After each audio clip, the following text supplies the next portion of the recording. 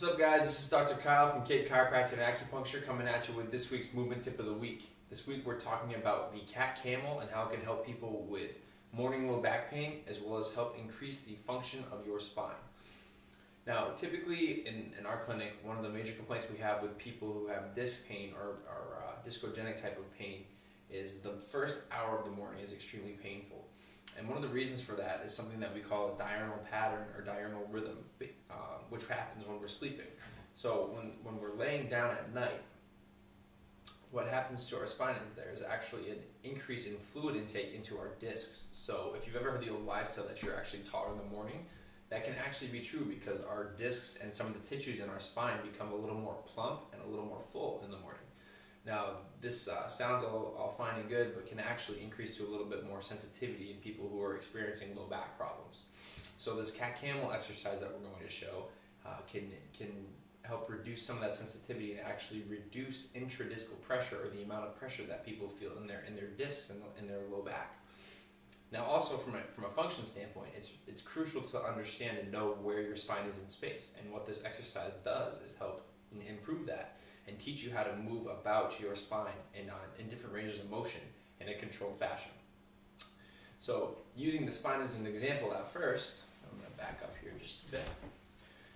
What we want to do, the goal of this exercise, is to essentially bring our spine through almost full ranges of flexion and extension, okay? So I want you to think about basically moving from your tailbone up to your head and trying to reverse the position of your spine. So the first movement is going to be in a flexion position like this, okay? So that would look like that, okay? And then the second position would look like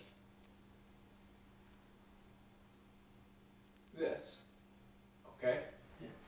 Or taking the spine and extending it this way. Now I'm going to show you one more movement of a full Cat Camel, okay? And really break it down for you here. So we're going to start with our knees under our hips, our hands underneath our shoulders, okay? And what I want you to do is, again, we're going to go from the sacrum up to the head, okay? And what I want to do, we're going to do angry cat first, okay? So we're going to go into flexion in our low back and gently trying to reverse the curve in our spine. Now from here, I'm going to go again from my sacrum and work in the opposite direction.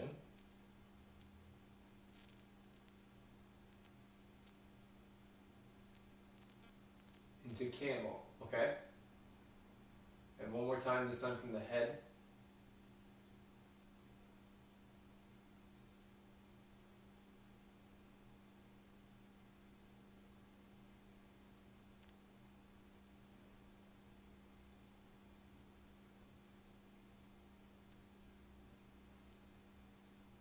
Good. Now, common issues or challenges I see with this movement is that people are not able to actually reverse the position of their spine or change the position. So people will get stuck, especially in the lumbar or thoracolumbar spine. People get stuck. Now, it's really easy for people to bring their chin and their head down into the flexion position, but in the low back they kind of stay like this. So it kind of looks like that instead of being able to get that full range of motion. So we need to be able to practice that and increase that ability. Now, from people with low back pain, doing this for about 8 to 10 cycles in the morning can dramatically reduce the discomfort. From a functional standpoint, for athletes or for people who are just trying to improve segmental motion or movement in their spine, this can be done before any sort of exercising. It would be great before doing some squats, some deadlifting, something like that, just to help increase what we call proprioception, or awareness of where our spine is in space. Now, stay tuned next week for hip flexor stretching and gluteal activation. Thanks for tuning in, guys, and we'll see you next week.